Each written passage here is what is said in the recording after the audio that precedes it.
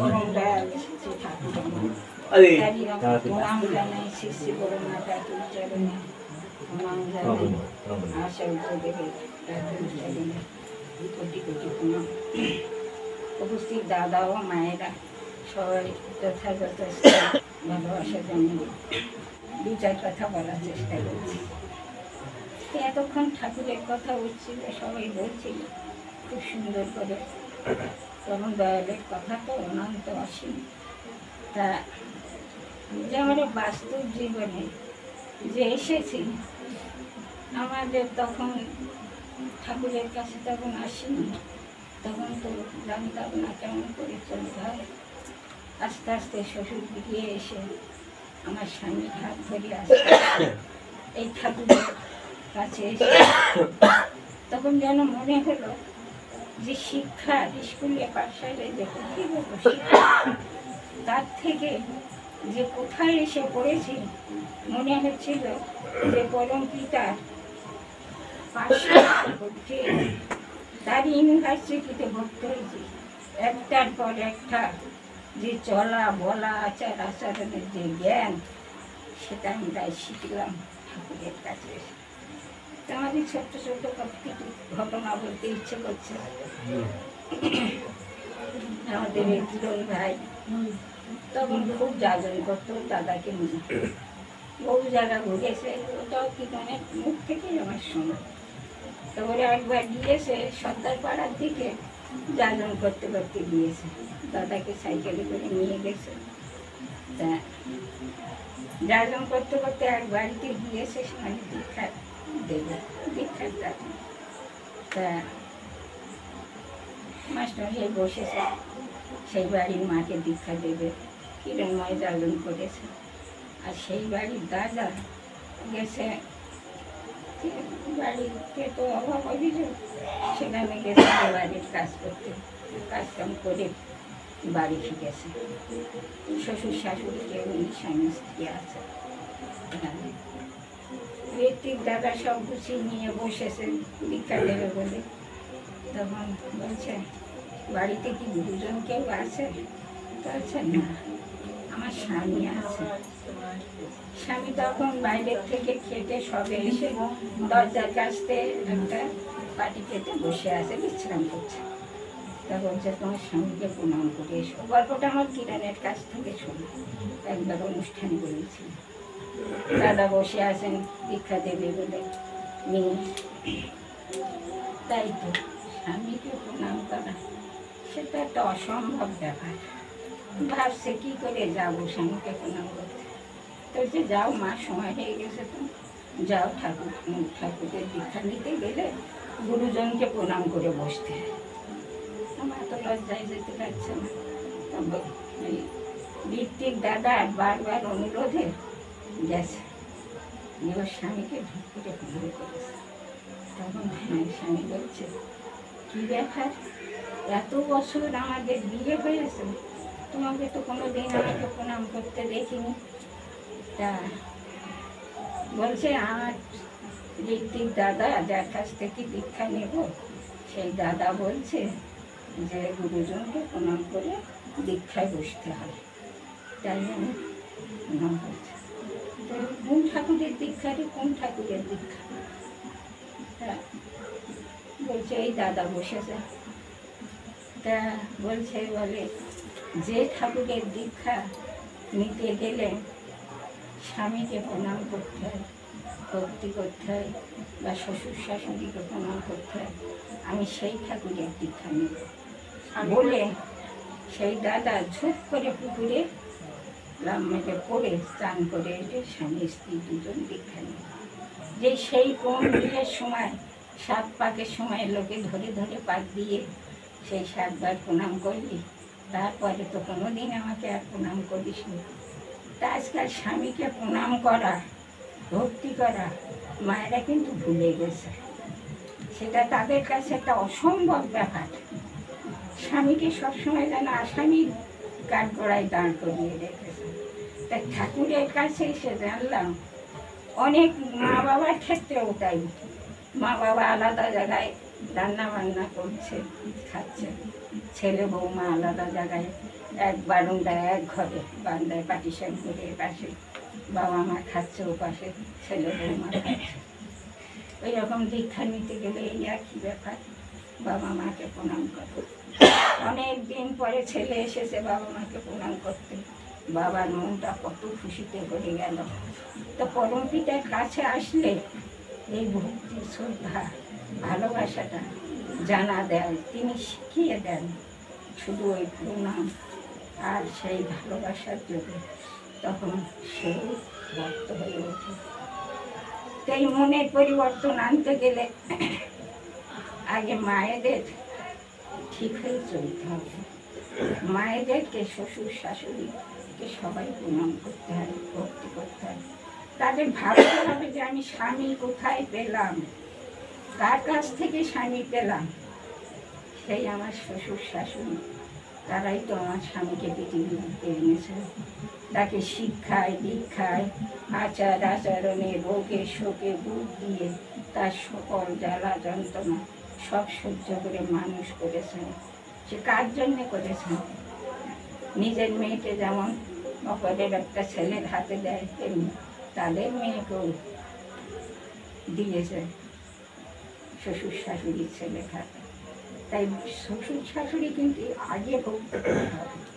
তিনি তোমার স্বামীর গুরু, তাই তাকে আগে ভক্তি করতে হবে। ঠাকুর বলছেন যে একটা শিশু যখন 5 বছর বয়স হয়, তাকে কানে নাম দিতে হয়, সব নাম দিতে হয়।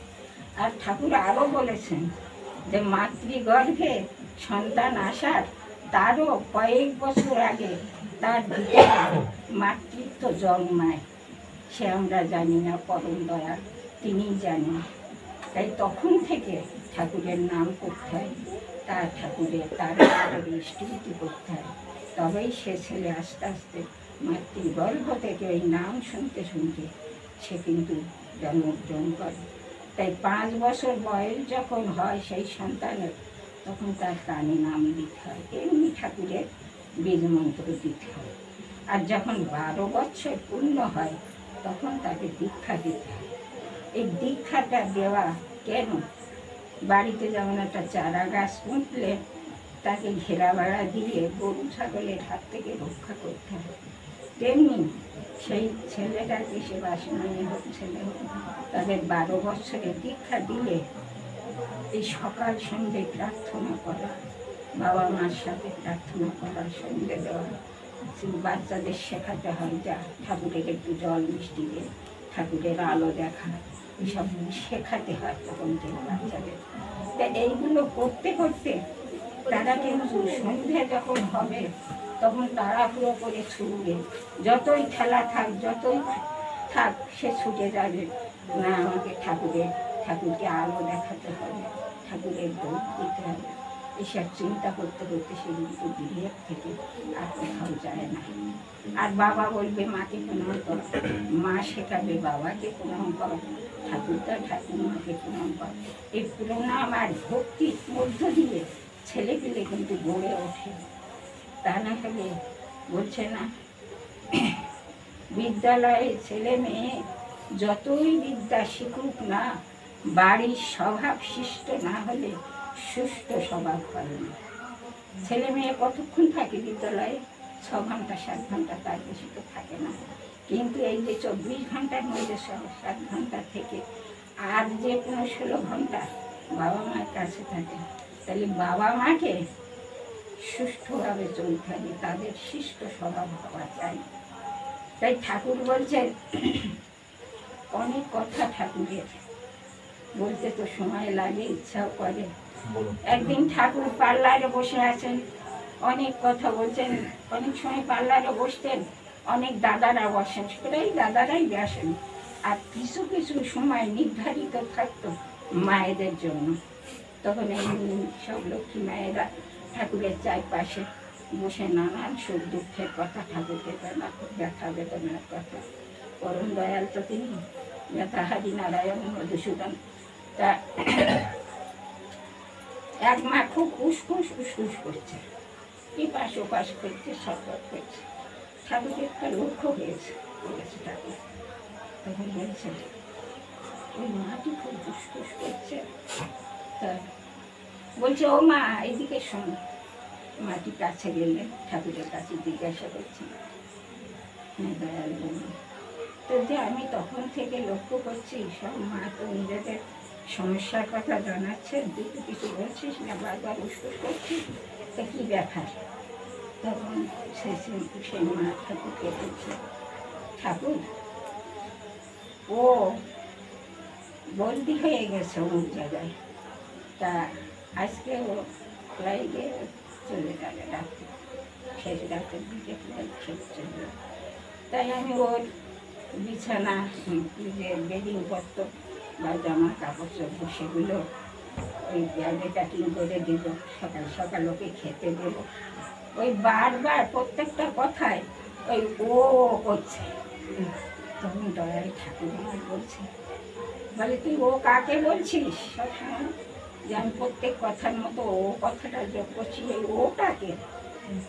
দয়াল ঠাকুর বললেন, মাটি বলছেন, ঠাকুর আমার স্বামী। তা বলে শোন মা একটা কথা বলি, স্বামীকে ওর পর্যায়ে ফেলিস না। স্বামী তোর দেবতা, বা স্বামীকে গুরু বা দেবতা বলে মানতে হয়। পিতা আর পতি কথাটা এসেছে পিতা কথা থেকে। পতি লালন পালন করে, পিতা লালন পালন করে ছোট থেকে, তার অন্য পাত্রস্থ না করা পর্যন্ত তাকে দেখাশোনা, মানুষ করা, খাওয়ানো পড়ানো করে। আর পতি করে বিয়ের পর থেকে লালন পালন, দেখাশুনো, রোগ শোক ব্যাধি যারা থেকে রক্ষা করে স্বামী। তাই পতি পিতা কথা থেকে পতি কথাটা এসেছে। তা ওই পতি কিন্তু তোর দেবতা বা গুরু বলে নারী নীতির একটা মানতে আছে। তা আমরা কিন্তু এসব কথা জানি না। তাই এই স্বামীকে ভালো না বাসলে, শ্রদ্ধা না করলে কিন্তু সুসন্তানের জন্মই হতে পারবে না। মেয়েদের একটা চারিত্রিক গঠন আছে, বা তার একটা ইয়ে আছে, মেয়েদের নারীত্ব, সতীত্ব আর মাতৃত্ব নিয়ে মেয়েদের বাঁচতে হয়। তার নারীত্বকে সম্মান জানাতে হয়, তার সতীত্বকে মাথায় করে রাখতে হয়। কেমন করে চললে সবাই শ্রদ্ধা করবে, ভক্তি করবে, ভালো লাগবে। আর তার মাতৃত্ব দিয়ে সে নিজেকে ধন্য মনে করবে। তার মাতৃত্বই হলো আসল। একটা মায়ের কাম্য তার মাতৃত্ব। তাই এগুলো পেতে গেলে কিন্তু কিছু কিছু নিয়ম আছে।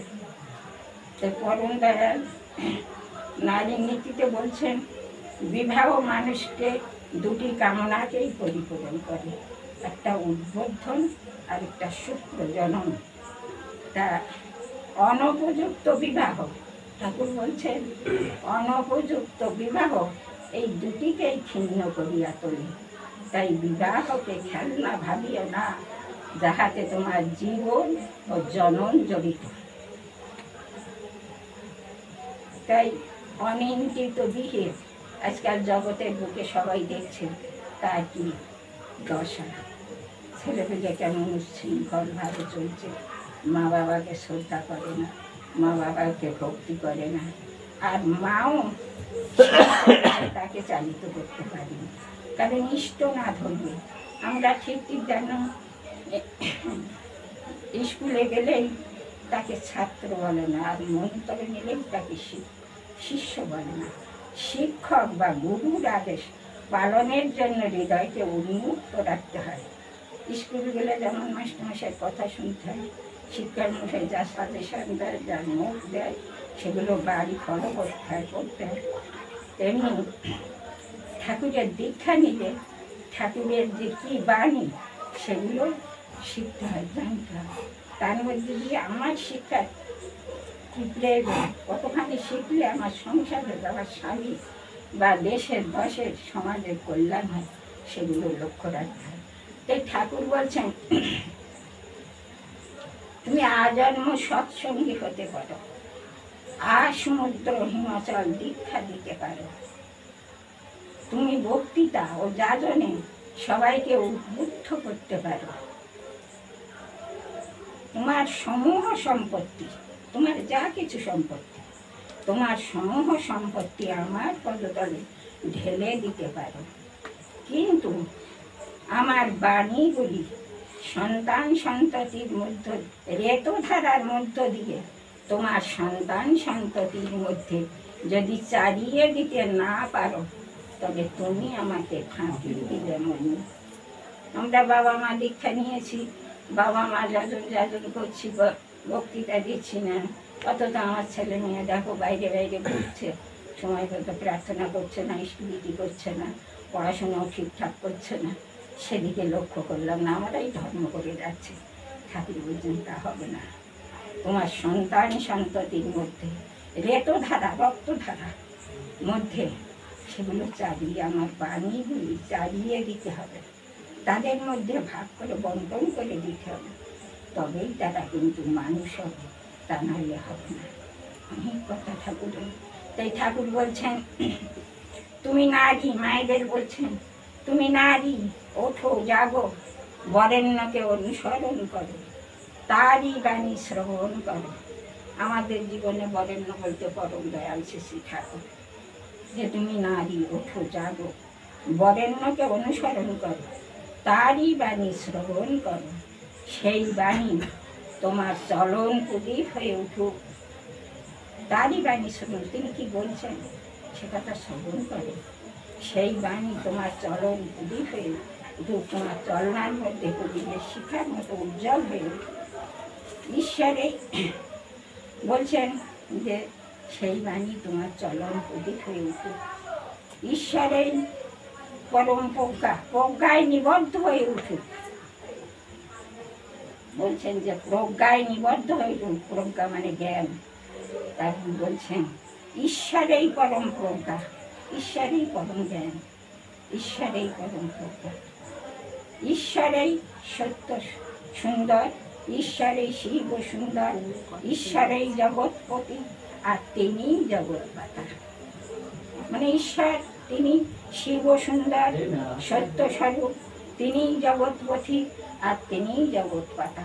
এই জগৎকে কিন্তু তিনি সৃষ্টি করেছেন। কত সুন্দর করে বলছেন, কেমন করে চলছেন। তারপর বলছেন আগে মেয়ে হও, পরে উপযুক্ত বধূ হও, পরে মা হতে চেষ্টা করো। সেই মাতৃত্ব সুজাতকেরই, সেই মাতৃত্ব সুজাতকেরই জননী হয়ে উঠুক, সেই সুজাতকেরই জননী হয়ে উঠুক। তাহলে মেয়ে কুমারী থেকে বলছে, একটা কুমারী মেয়ে যখন গান বাজনা শুনতে বন্ধুদের সাথে যায়, সে হয়তো ছেলেটা ভালোবেসে হয়তো একটা সেন্ট দিল, কি একটা গোমল দিল, কি একটা কলম দিল। এই দেয়া নেওয়ার মধ্য থেকে কিন্তু ভালোবাসা গজায়। তাই ঠাকুর বলছেন গান বাজনা কিংবা উৎসবেতে বাপ ভাই ছাড়া অন্য কারোর সাথে যেতে দিসনি মেয়ে। এই নীতিটি করলে পালন, তবেই হবে মেয়ের স্খলন, পূর্ণ ভরা সুফল থাকবি সুখীতে। মেয়েদের বাবা মা ছাড়া এখানে ওখানে ভাই বাবা দাদা কাকা কাকিমা ছাড়া কোথাও যেতে দেওয়া উচিত না। কারণ ছেলে মেয়ে সব একই স্কুলে পড়ে, তার থেকে কত অঘটন ঘটে যায়, কত অঘটন তার কোনো একটা নেই। তখন সে ভাবের ঘরে তারা বিয়ে করে, তাদের ভবিষ্যৎ তাদের সেখানে তখনও পৌঁছায় না। যখন পৌঁছায় হয় গলায় দড়ি দেয়, নাই ডিভোর্স করে, নাই বিষ খায়, যায় একটা করে তারা জীবনটাকে রক্ষা করে। কিন্তু সেটা কি রক্ষা করা হলো, ক্ষয় করা হলো। তাই বলছেন অধম নরে নারীর ধাওয়া, মরণ ছোটে পিছে, নিজ জননে বংশ নাশে, জীবন তাহার মিছে। তাহলে সে কেমন সব ছেলেকে বিয়ে করবে? ঠাকুর তাও সাবধান করে বলছেন সৎ স্বভাবে পরাণ পাগল, সেই তেরতের বর, সব দিকেতে শ্রেষ্ঠ হলে তাকেই বরণ কর। সৎ স্বভাব, যার মধ্যে সৎ স্বভাব আছে, সৎ গুণ আছে, ভক্তি শ্রদ্ধা আছে, তুমি কেমন ছেলেকে বিয়ে করো? এই বললেন, সৎ স্বভাবে পরাণ পাগল, সেই তোরে তোর বর, সব দিকে শ্রেষ্ঠ হলে তাকেই বরণ করে। তাহলে কেমন ছেলে বিয়ে করতে হবে? অনেক গল্প, অনেক কাহিনী। তো পরমপিতার কথা তো অনন্ত অসীম। ঠাকুর নারীর নীতিকে প্রথমেই বলছেন তার বাণী। এই বাণীর মধ্যে অনেক কিছু ব্যাখ্যা করলে পাওয়া যায়। ঠাকুর বলছেন, মেয়ে আমার তোমার সেবা, তোমার চলা, তোমার চিন্তা, তোমার বলা, পুরুষ জনসাধারণের ভিতর এমন একটা ভাবের সৃষ্টি করে যাতে তারা অবনত মস্তকে নতজান হয়ে ভক্তি বদগত কণ্ঠে মা আমার, জননী আমার বলে মুগ্ধ হয়, বুদ্ধ হয়, তৃপ্ত হয়, কৃতার্থ হয়। তবেই তুমি মেয়ে, তবেই তুমি সতী। তাহলে আচরণ তো তার কেমন? ঠাকুর কত দয়া দিয়ে বলছেন যে মেয়ে আমার। কোনো বাবা মাও বোধহয় এমন আদর করে বলে না মেয়েদের যে মেয়ে আমার। তার মধ্যে তোমার আচার আচরণ কেমন, সেটা কিন্তু ওই বাণীর মধ্যে, একটা নারীর কি আচরণ, ওই বাণীর মধ্যে কেমন করে পুরুষেরা তাকে শ্রদ্ধা করতে পারে, ভক্তি করতে পারে, তা নাহলে কোনো একটা নারীর জীবন কিন্তু সার্থক হয় না। তাই এর মধ্যে একটা গল্প বলি। একদিন একদল ছেলেরা যাচ্ছে, দল বেঁধে বন্ধু বান্ধব সব গল্প করতে করতে যাচ্ছে, আর আরেক দিকতে আসছে মেয়ে আর মা, আরো কিছু আছে সাথে, হয়তো মনে হয় কোথাও মেলায় টেলায় যাচ্ছে। তা বন্ধুদের মধ্যে একটা বন্ধু বলছে, এই দেখ দেখ ওই মেয়েটার সঙ্গে তোর কিন্তু বিয়ের সম্বন্ধ হচ্ছে, আমার বাবা থেকে করছে। তো বলছে, তাই নাকি, তুই জানিস? তো হ্যাঁ আমি জানি। তো বলছে, কোন মেয়েটা? তো বলছে, ওই যে মা মেয়ে দুজন পাশাপাশি আসছে, ওই মেয়েটা। তো না, আমি মা কোনটা মেয়ে কোনটা তো চিনতে পারছি না, কোন মেয়েটাকে ঠিক করে বল। তো ওই যে মা আছে আর ওই দেশে, মানে মা আর মেয়ে। তার ছেলেটা বলছে, আমি কাকে বিয়ে করবো? ওর মেয়েকে বিয়ে করবো না ওর মাকে বিয়ে করবো? তাহলে বুঝুন কেমন শ্রদ্ধা। সে মা কেমন পোশাক পরেছে, কেমন পোশাকে মেয়ের সঙ্গে যাচ্ছে, একটা বয়স্ক মেয়ের সঙ্গে। তার পোশাক পরিচ্ছদ ছেলেটা কিন্তু মনে থাকে না, কারণ মেয়ে যেমন সেজেছে মাও তেমনি সেজেছে, উগ্র পোশাক, উগ্র চরণ। তাই ছেলেটা ভক্তি করতে পারলো না। সে বলেই ফেললো যে কাকে বিয়ে করবো, মেয়েকে বিয়ে করবো না মাকে বিয়ে করবো। আজকাল দেখবেন প্রায় মা মেয়েতে এমন সাজে সাজে যে কাউকে বোঝা যায় না। তাই মায়ের সাজ হবে তোমাকে দেখে ভক্তিগত কণ্ঠে মা আমার, মেয়ে আমার বলে, মা আমার, মেয়ে আমার বলে। কবিগুরু রবীন্দ্রনাথ বলেছেন, বুক ভরা মধুগঙ্গের মধু জল দিয়ে যায়, মা বলিতে প্রাণ করে আনচান, চোখে আসে জল ভরে। তাকে মা বলতে ইচ্ছে করে। কবিগুরু রবীন্দ্রনাথকে শ্রী শ্রী ঠাকুর খুব ভালোবাসতেন। ঠাকুর বলতেন সত্য দোষটা বেশি। তার বাণীর মধ্যে, তার অনেক বাণীর মধ্যে ঠাকুরের বাণী অনেক মিল আছে। তাই তিন মায়েদের উদ্দেশ্যে বলছেন যে ধুয়ে মুছে দাও ধুলির চিহ্ন, জোড়া দিয়ে দাও ভগ্ন ছিন্ন, সুন্দর করো সার্থক করো বন্দিত আয়ু। এসে স্নেগ্ধ, এসে কল্যাণী নারী, বহিয়া আনুগতি বাড়ি। স্নিগ্ধ হসিত বদন ইন্দু, শিখে আটিয়া সিন্দুর বিন্দু, মঙ্গল করো সার্থক করো সন্ন্যয় মোর দেহ। এসে কল্যাণী নারী, বহিয়া আনুগতি বাড়ি। এই বাণীর মধ্যে বলছে, আমার যা দেহে ধুলি কাদা মাখা দেহ, তুমি ধুয়ে মুছে আমার শুদ্ধ করে দাও। আমার যা কিছু ছিল জীবন, সেও তোমার ভালোবাসার কোলের দিয়ে সুন্দর করে দাও। তাহলে স্নিগ্ধ বসন বদনু, তুমি স্নিগ্ধ হাসি তোমার বদনে, তোমার শীতেতে আঁটো সিঁদুর রেখা, কপালে দাও সিঁদুর ফোঁটা। বদনে ইন্দু ইন্দু মানে চাঁদের মতো হাসি মুখ করে তুমি এসো। তাই বলছেন স্নিগ্ধ হসিত বদনে ইন্দু শিখে আঁকিয়া সিন্দুর বিন্দু মঙ্গল করে সার্থক করে সৈন্যে মরবে।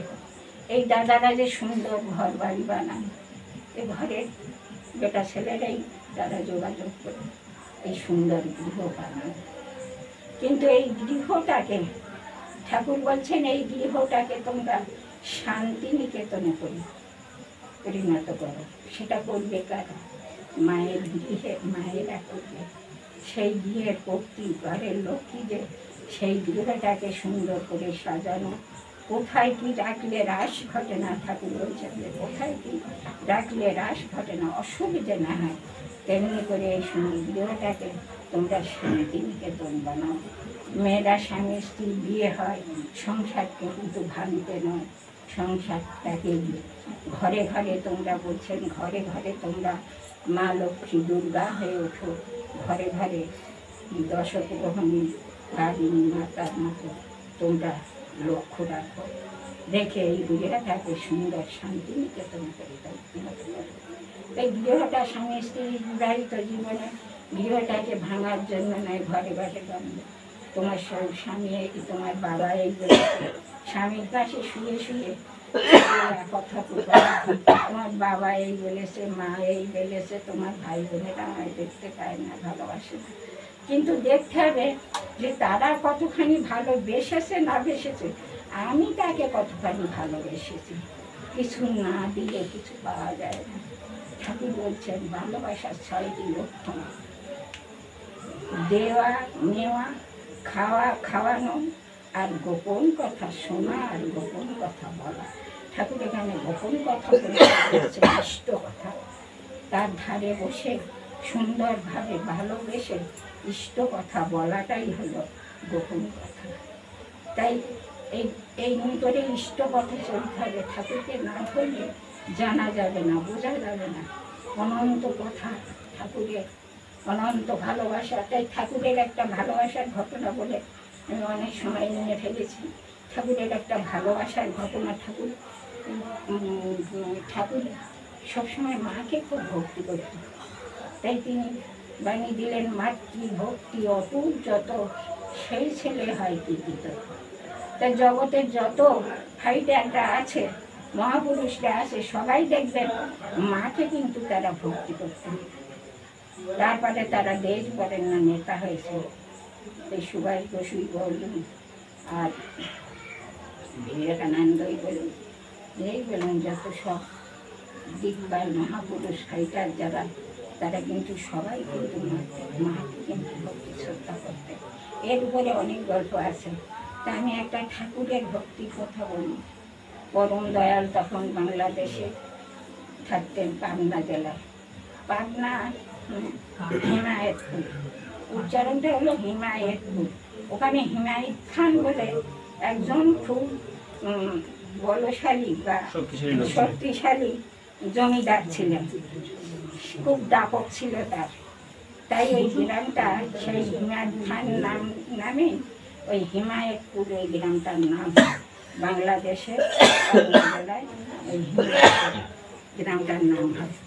তা তখন ওখানে খুব মুসলমানরা ছিল। ঠাকুর সেদিন আশ্রম ছেড়ে এক ভক্ত দাদা নিয়ে গেছেন, সেখানে অনুষ্ঠান আছে, কালিয়ে বলে কোনো কারণে দাদারা নিয়ে গেছেন। বাড়িতে ছিল মাতা মনমোহিনী দেবী। তা সেই সময় একদল মুসলমানরা এসে খুব মাতা মনমোহিনী দেবীকে খুব গালিগালাজ করেছিল। তা সে অকথ্য ভাষায়, মুসলমানদের গালাগালি তো অকথ্য ভাষায় গালিগালাজ করছে। ভক্তরা কেঁদে যাচ্ছে সেই গালিগালাজ শুনে, খুব মনে মনে তারা খুব কষ্ট পাচ্ছে, মাকে বলছে তো। তা মাতা বলছেন যে ঠাকুর এলে খোকার সাথে যেন বলিস না, তোরা খোকা খুব কষ্ট পাবে। খোকা ভক্তরা শুনল না, ঠাকুর যথারীতি দিয়ে ফিরে এলেন। ঠাকুরকে ভক্তরা সব করলেন, অকথ্য ভাষায় গালিগালাজ করেছেন, ঠাকুরকে করেছেন। মাকে করেছেন। মা শুনলেন, শুনে বলছেন, মা কিছু বলছেন না, ঠাকুর বলছে যে মাকে অপমান করেছে, আশ্রমে এসে। ঠাকুর মনে মনে দুঃখ করছেন আর কাঁদছেন। তখন দ্বীপ্রহর হয়ে যাচ্ছে, ঠাকুরের খাওয়া হয়নি, প্রসাদ রান্না হয়েছে, ঠাকুর খেতে বসেছেন। মায়েরা সব দাঁড়িয়ে আছে, আমাদের আনন্দময়ী মা, আচার্যদেবের স্ত্রী রাঙা মা, আনন্দময়ী মা, সব মায়েরা দাঁড়িয়ে আছেন, ঠাকুর তার স্ত্রী, সব বৌদিরা দাঁড়িয়ে আছেন, ছোট বৌদিটা সব লাইন দিয়ে দাঁড়িয়ে আছেন। ঠাকুর খাচ্ছেন না, প্রসাদ গ্রহণ করছেন না, তাই কেউ আশ্রমে খাচ্ছেন না।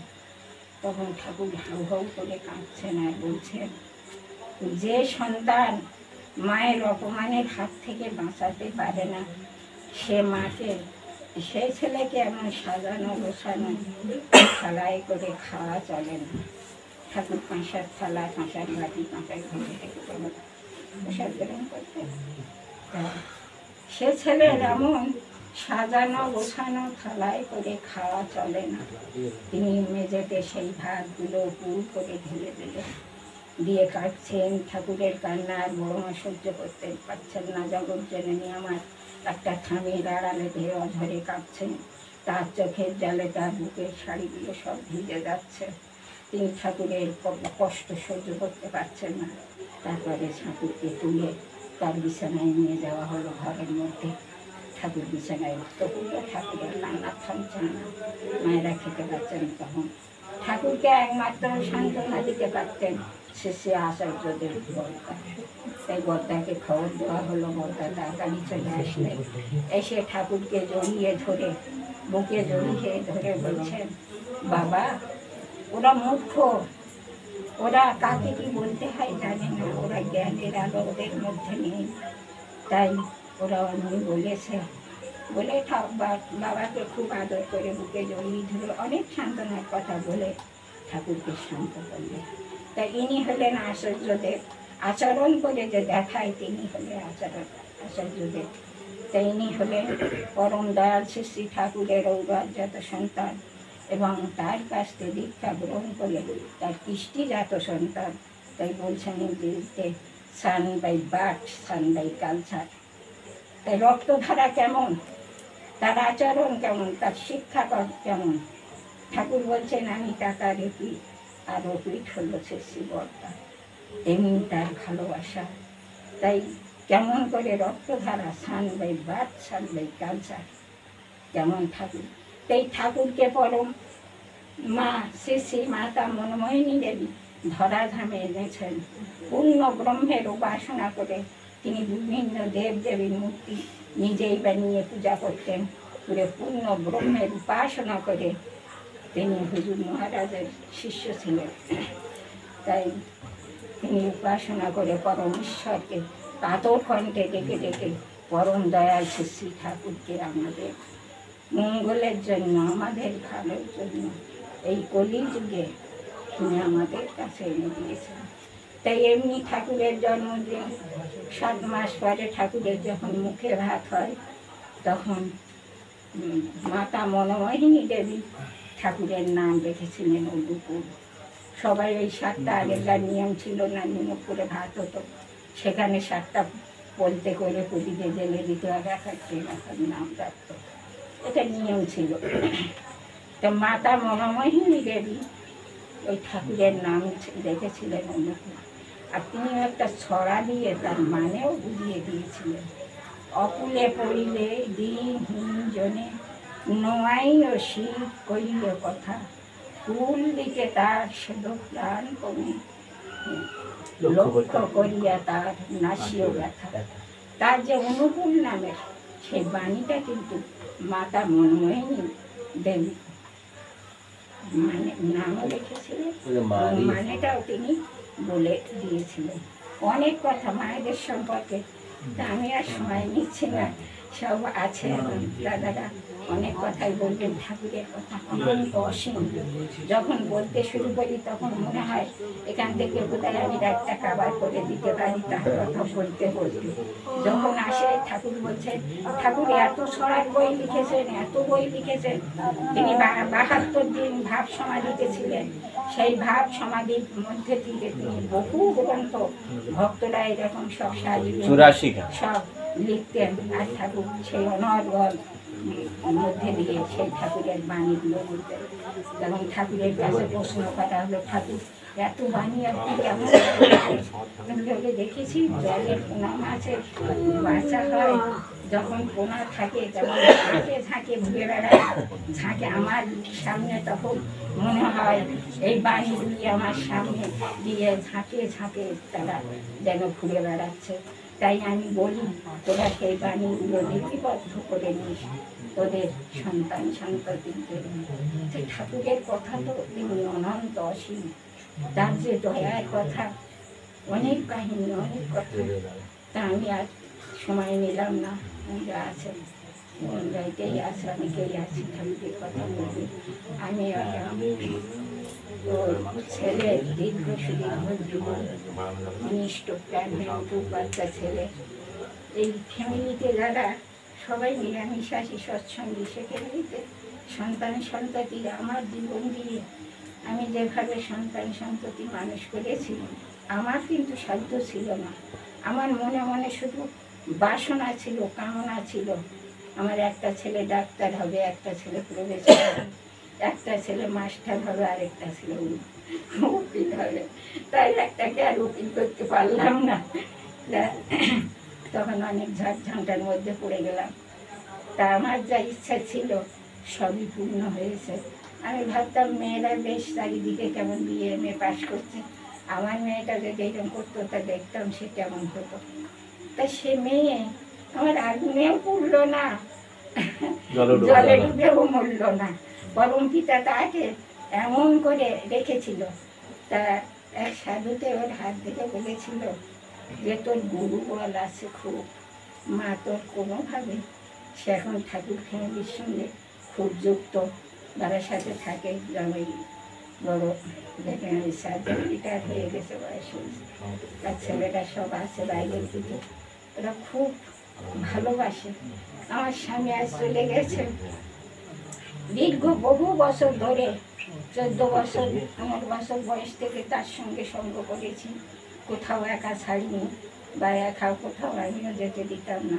সবসময় ইষ্ট কথা, ইষ্ট নিয়ে আলোচনা করা, খাওয়ায় শোয়ায় বসায়। ঠাকুর তো আতুর ঘর থেকে বাথরুম পর্যন্ত কোনো জায়গায় তো বাদ দেননি, সব জায়গায় তিনি তার বাণী ছড়িয়ে দিয়েছেন। তাই আমাদেরও আলোচনা ছিল তেমনি। তা আমার এই 5টা সন্তান, আমি বলি হে পরম পিতা, তুমি আমাকে এই 5টা সন্তান উপহার দিয়েছ। এরা যেন এমনি মানুষকে ভালোবাসতে পারে, এমনি করে তাদের সেবা শিক্ষা দীক্ষা দিয়ে সবাইকে যেন বড় করতে পারে। আমি এই বাড়ির মঙ্গল প্রার্থনা করি, এই বাচ্চা ছেলের সুদীর্ঘ জীবন ইষ্টপ্রাণ হয়ে উঠুক, সবাইকে ভক্তি শ্রদ্ধা করুক, এই প্রার্থনা পরম পিতার দাতুল চরণে জানিয়ে এলাম। এখানে উপস্থিত ভক্ত দাদাদের মা দীর্ঘ জীবন ইষ্টপ্রাণ উৎসব জীবন যেন বৃদ্ধি পায়, পরম পিতার কাছে প্রার্থনা করে আমার সংক্ষিপ্ত বক্তৃতা এখানে শেষ করলাম। জয় গুরু, বন্দে কুসুম।